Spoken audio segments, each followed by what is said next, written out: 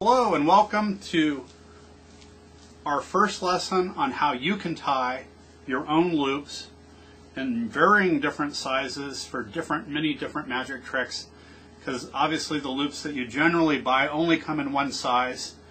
And Jim Rosenbaum of the Gecko and myself have come up with a new setup that requires a much larger band, and in order to use this concept you're going to need to be able to tie those bands yourself. And we're going to teach you how to do that.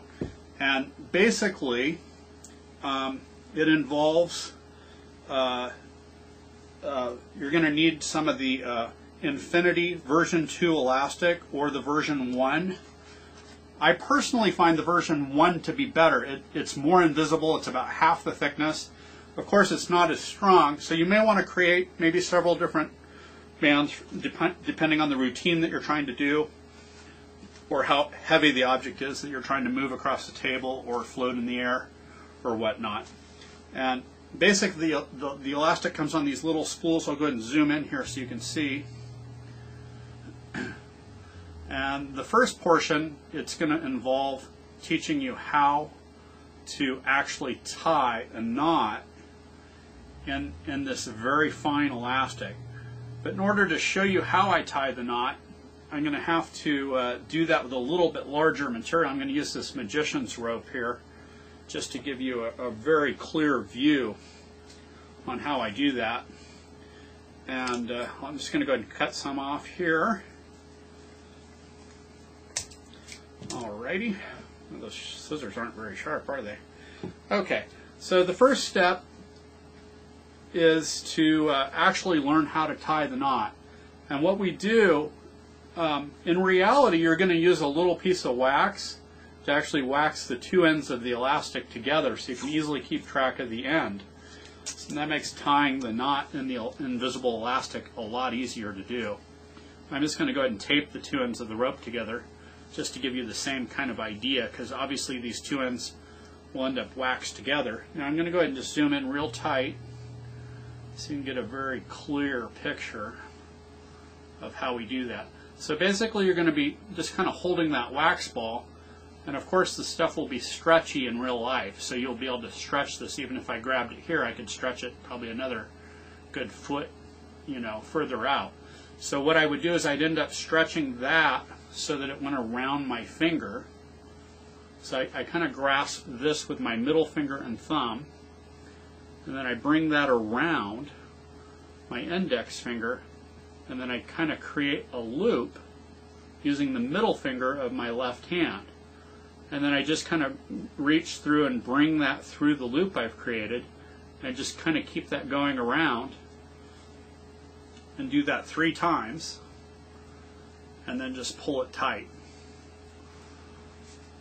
And then you're going to want to practice that to where you can get it down. And what that does is it creates a knot that absolutely will not slip. And that will let you trim these two ends off absolutely flush with the knot, with no fear of that loop busting loose.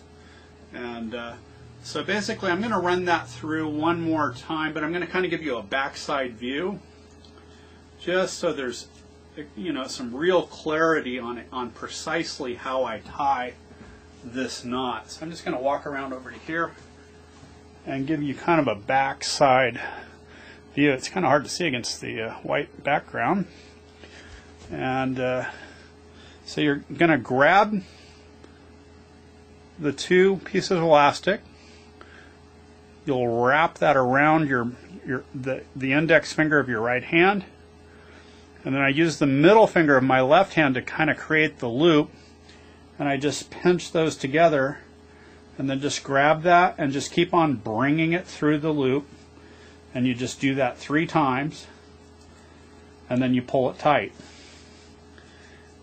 And that creates a knot that absolutely will not slip, even though it's tied with elastic, which stretches, that elastic thread will stretch probably about 5 times its length. So that's how it's done. And you can play this back obviously again and again until you get that down. Now I'm actually going to do this with some real elastic, but this elastic's still quite a bit larger. but it'll definitely give you kind of the same idea that you'll be working with here. Let me just zoom this in real tight. And so, yeah, actually you're going to want to get an object like a jar or a can. I use a can or WD-40, works great. Even if it has this little tube on here, it actually works out really well because then you can grab your loop real easy. I've kind of attached a pin on the jar here for the same idea. I'm actually going to put this a little lower so that even if the elastic slips down, it's still going to allow you to grab. So that's the first thing, is you're going to want to kind of determine the size of the loop. And the first step is going to be to get some wax and wax the very end of your elastic thread. And that's going to make it really easy for you to keep track of the end of the very fine thread. And so go ahead and do that, and then you'll just kind of bring it around the object. And then, depending on the size you want to make, you may want to use a smaller diameter jar or whatnot, depending on the size you're trying to make. If you're making a wrist loop, obviously it's going to be a much smaller diameter, but for a body band loop that we're primarily interested in for this project, it's going to be a little bit bigger. It'll probably be about that size there, and then just go ahead and trim it off. The other thing I find too is you're going to want to re-wax this end down fairly quickly so you don't lose track of it, because you can lose the end with that very fine elastic fairly easy and then kind of be stuck.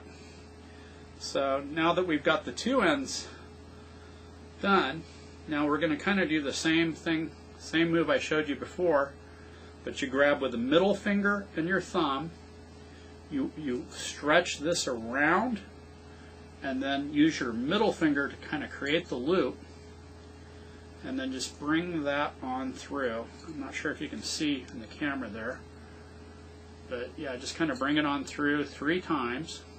Okay, so yeah, you bring your middle finger here, which creates your loop. You just kind of squeeze your thumb and finger back together, and then just pull this, which allows you to bring those 2 ends through the loop, and you just do that 3 times. And of course, because both ends are waxed together, it actually makes it easy because you're just bringing that wax ball through that loop that you've created. And then just go ahead and pull it tight. And now you have an elastic loop, and after you give it a little tug and tighten up, it's absolutely not going to come undone. And then you're just going to want to take your scissors. Let me get a really tight close-up here so you kind of see what's going on. You just want to trim that off right at the knot. And that's what's so cool, is that by doing it 3 times, that knot will not pull out even if you tug on this. I mean, the string's going to break before the knot's going to pull loose, which is pretty awesome. Okay, let's go ahead and zoom this back out. So this is kind of your body band loop, and it obviously will stretch much larger, mainly because of the nature of this particular material. We actually use this for building ITRs, and it is actually the same material that they make the invisible elastic out of. And so you're going to actually put this around your body. I'm going to go ahead and zoom all the way out here. And this creates your body band hookup. And what's so great about this is you can easily get into the thread or not, and not have it be interfering with any of your other magic routines. It's really a great and very practical setup. I find it far more practical than getting into the wrist loop situation, mainly because you don't have to worry about the loops getting snagged. And it's right where you want it when you need it. And not only that, but you can let it go and it snaps right back, so it's out of your way and right there ready to do it again. So you can, if you're going to levitate a bill or whatnot, you can get right into the situation here, and then just you can stretch your thumbs out. And I find even with a real loop, you can make a much bigger body band and get even more distance. And it allows you to easily move different objects across the table.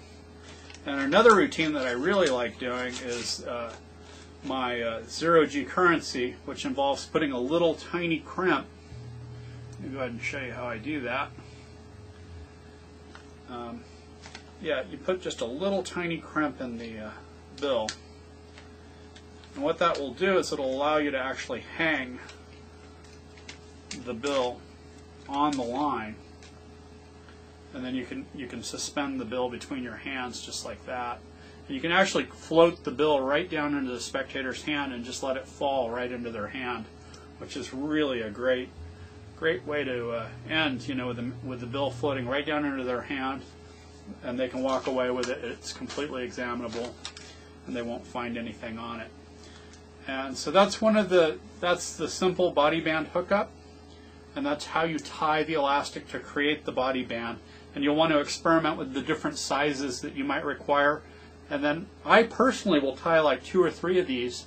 That way if I do snap one during the show, I have another one that's all ready to go. It's really easy to get back into. But I find, I've worn these all day and not had a problem at all with it getting broken or snagged. Yeah, it's amazing how it's perfect. It's right there when you need it. You let it slip off your thumbs. And of course, with a regular body band, it doesn't make any noise, so you won't have to worry about that. And I really hope you enjoy this new great hookup, and we look forward to seeing you at myitr.com. And thanks again.